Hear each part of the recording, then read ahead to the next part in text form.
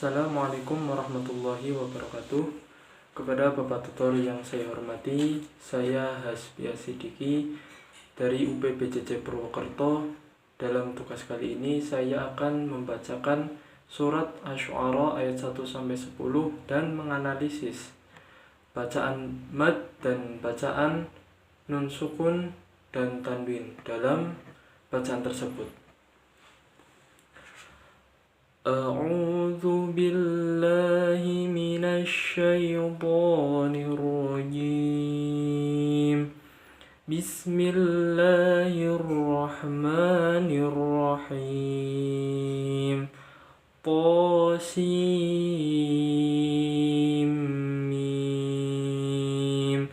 Tilka ayatul kitabil mubin. La'allaka baqi'un nafsaka alla yakunu mu'minin. Inna sya'nu nazzil 'alaihim minas samai ayatan فظلت أعناقهم لها خاضعين وما يأتيهم من ذكر من الرحمن محدث إلا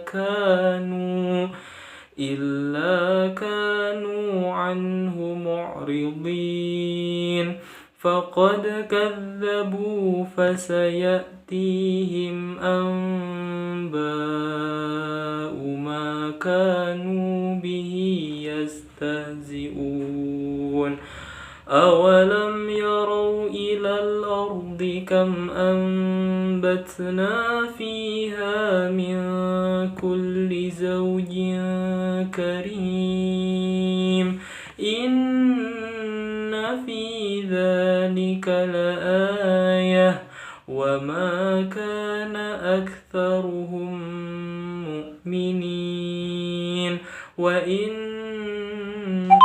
ربك لهو العزيز الرحيم وإذ نادى ربك موسى أن ائت القوم الظالمين Shadaqallahul azim. Sekarang saya akan menganalisis beberapa hukum bacaan yang ada di bacaan Al-Quran surat Asy-Syu'ara ayat 1-10. Yang pertama yaitu ada hukum bacaan mad. Mad yang pertama di sini yaitu mad tabi'i. Mad tabi'i yang terdapat pada surat Asy-Syu'ara ini yaitu dari ayat 1-10 itu hampir semuanya ada. Pada ayat yang pertama yaitu pada lafaz to. Yang ayat kedua yaitu contohnya pada lafaz ayatu, terus al-kitabi. Kemudian pada ayat 3 yaitu bakhi'un. Kemudian yakunu.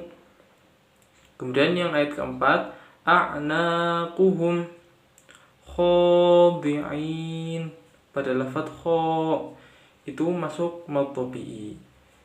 Kemudian pada ayat yang lain contohnya makanu fiha fi dzalika. Mad tabi'i dibaca panjangnya yaitu 2 alif atau 1 harokat. Mad yang kedua yaitu ada mad lazim mutsaqal harfi atau mad lazim harfi mutsaqal. Di sini yaitu pada lafaz sin pada ayat pertama.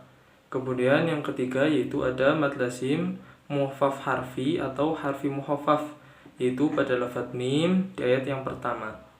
Kemudian hukum mad yang selanjutnya yaitu mad arid li sukun. Hukum mad arid li sukun ini ada di ayat kedua sampai ayat ke-10.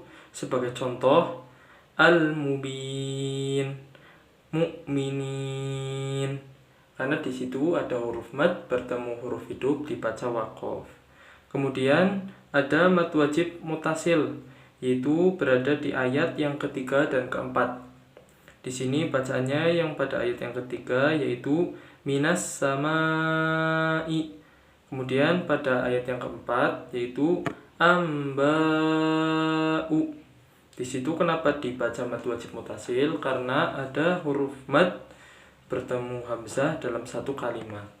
Kemudian hukum mad yang selanjutnya itu mad jaiz munfasil, yaitu pada ayat yang ke-10 pada bacaan Musa aniti. Kenapa dibaca mad jaiz munfasil? Karena di situ ada mad bertemu hamzah di lain kalimat. Mad yang selanjutnya itu mad badal, di mana ada hamzah yang dibaca panjang. Di ayat tersebut ada 2 ayat, yaitu ayat yang kedua yang bacanya ayatu. Kemudian pada ayat yang keempat yaitu ayatan. Kemudian yang terakhir yaitu mad silah qasirah, yaitu apabila ada ha yang dibaca panjang, yaitu pada ayat yang ke-6, yaitu pada bacaan bihi yastahziun. Kemudian untuk hukum bacaan nun sukun dan tanwin, di sini ada 4 bacaan. Yang pertama yaitu idgham bi gunnah, yaitu berada di ayat yang ketiga, keempat, kelima, dan ayat yang ke-8. Pada ayat yang ketiga yaitu pada bacaan bakhi'un nafsaka. Pada ayat yang keempat yaitu innasya. Pada ayat yang kelima yaitu dzikrim minar rahmani. Pada ayat yang ke-8 yaitu bacaan la ayatau wa ma. Idgham bi gunnah yaitu apabila ada nun sukun atau tanwin bertemu dengan salah satu huruf ya, nun, mim, wawu, atau huruf yang terkumpul dalam lafaz yanmu, maka dibaca idgham. Kemudian yang kedua itu ada bacaan iqlab, yaitu apabila ada nun sukun atau tanwin bertemu dengan huruf ba. Di situ ada 2 tempat, yaitu pada ayat yang ke-6 dan ayat yang ke-7. Pada ayat yang ke-6 yaitu pada lafaz amba'u, dan pada ayat yang ke-7 yaitu pada lafaz ambatsna.